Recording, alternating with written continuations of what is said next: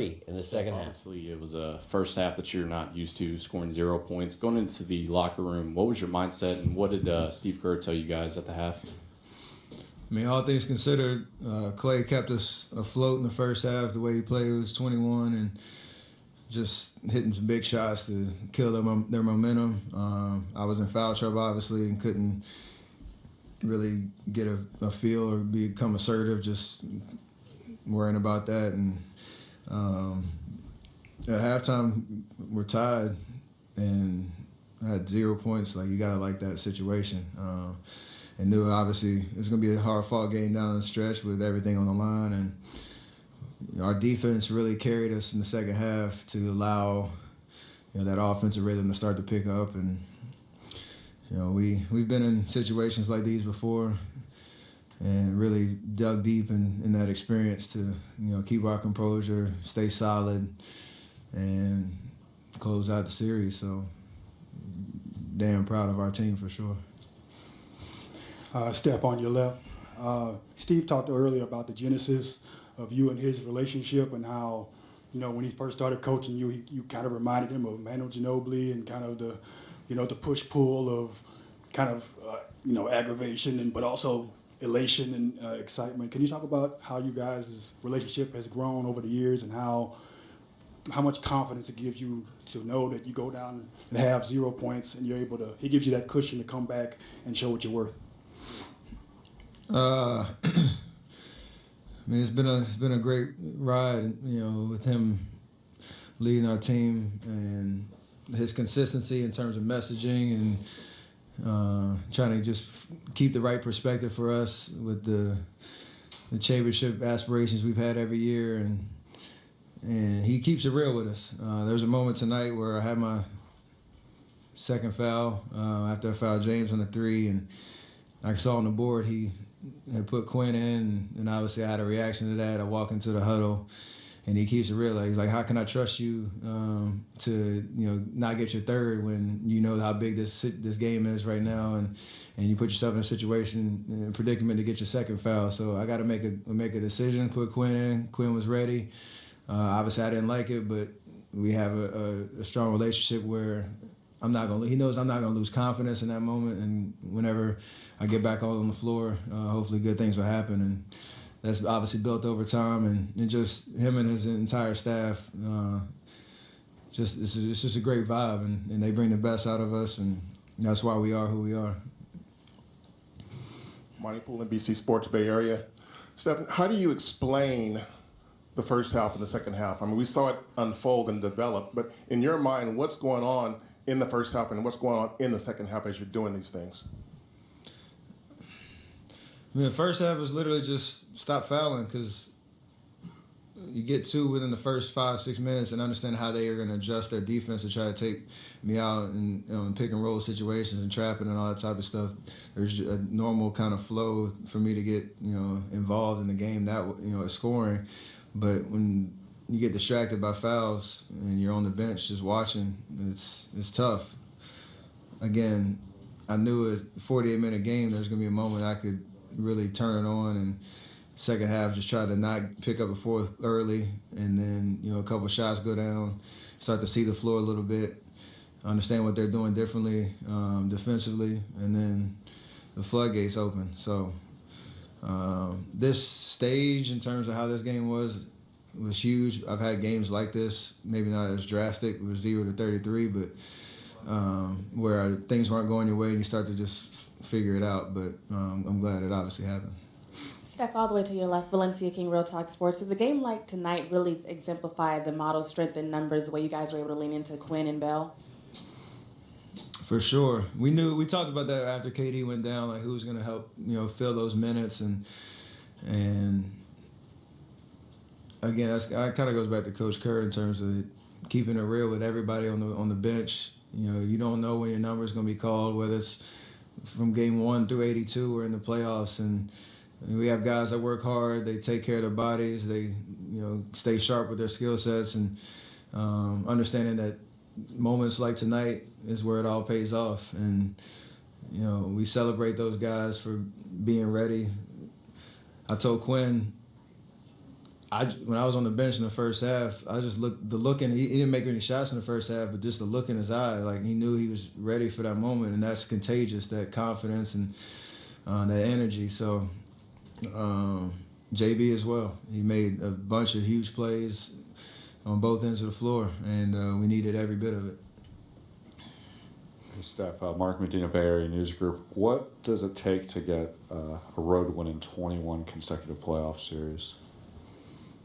It's crazy. I don't really know the common thread more than just belief and chemistry and just composure. No matter how a game goes, it's a 48-minute game, and we understand what we're capable of and who we are and what our identity is on both ends of the floor. And tonight, really, I guess you break down how tonight went. That embodies, everything really. So, pretty special night in terms of, closing out this series on the road and keeping that streak intact. And regarding Clay having a Clay game, what's his mentality like in those games?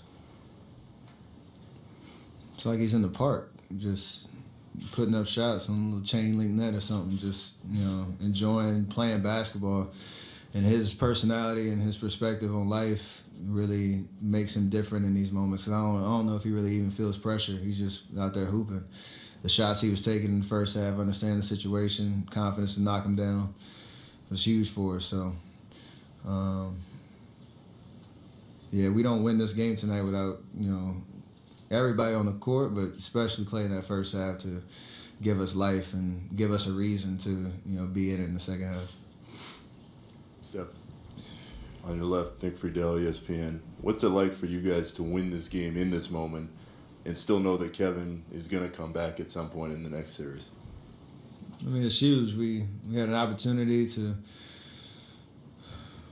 it's kind of weird saying prove a lot of people wrong, knowing what we've accomplished, but it's a lot of talk in the last 24, 48 hours about, what we should and should not do in this series with K out. But I talked about it a lot. K has been unbelievable in this playoff run. We don't get to a Game 6 opportunity to close it out without, him playing unbelievable, spectacular basketball and carrying us for these first 11 games. And the least we could do is come in here, get a win, stretch, get some rest before the Western Conference Finals, and give him an opportunity to get healthy and go chase another championship. So special. I know he's back at home celebrating, and can't wait to get back and prepare for next series.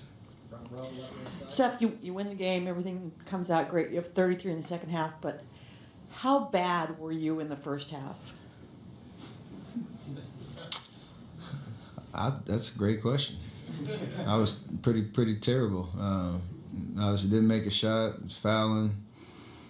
I think the only thing I did well was not turn the ball over for the 12 minutes I was out there on the floor. So I find a positive in everything. Mr. Curry, last time you were here, you were saying that you had listened to the chatter the last 48 hours and what people have been saying about you. What do you think they're going to say now with the performance that you had in the second half? That I get to play in the Western Conference Finals in 2019. So our story's crazy. It's been like that for the last 5 years, and it's going to continue to be until it's over. So, again, I gotta say, I try to stay even keel. Like after Game 3, hearing the chatter, hearing how poorly I was playing, this and that.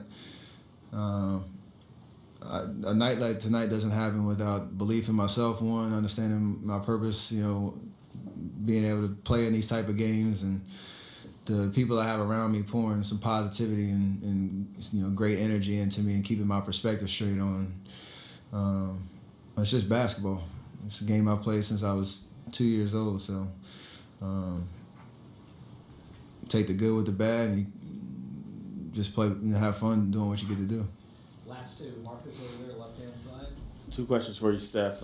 One, why'd you go back to the Curry ones from 2015? And two, like in the game like this, like how big is Draymond and just like the energy and spirit he brings? He's unbelievable, man. There's no true way to gauge his impact besides us winning in terms of what he brings every night.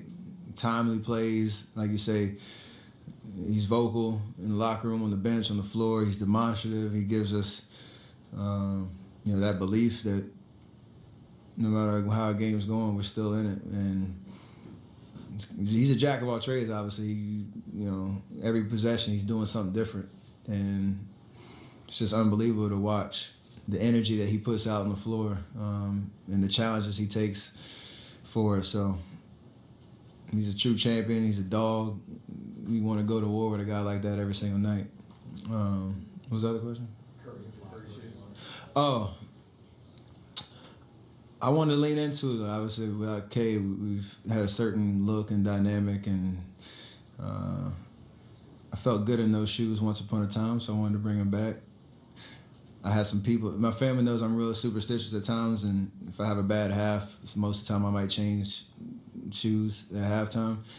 But I didn't feel like I gave myself an opportunity to prove that it was the right call to bring those out of the garage, and it obviously worked out. So nice little flash from the past and moving on to the next round.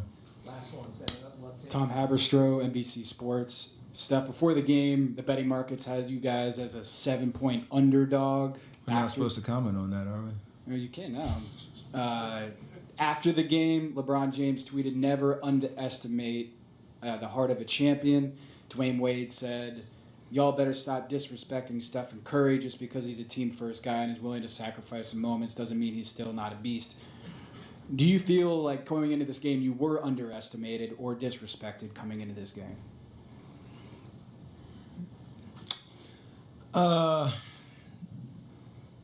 I've heard a lot of noise this series for sure. I'll just leave it at that. Whether it's positive, negative, whatever the case is, like I know what I'm capable of, and it's bigger than me. So I just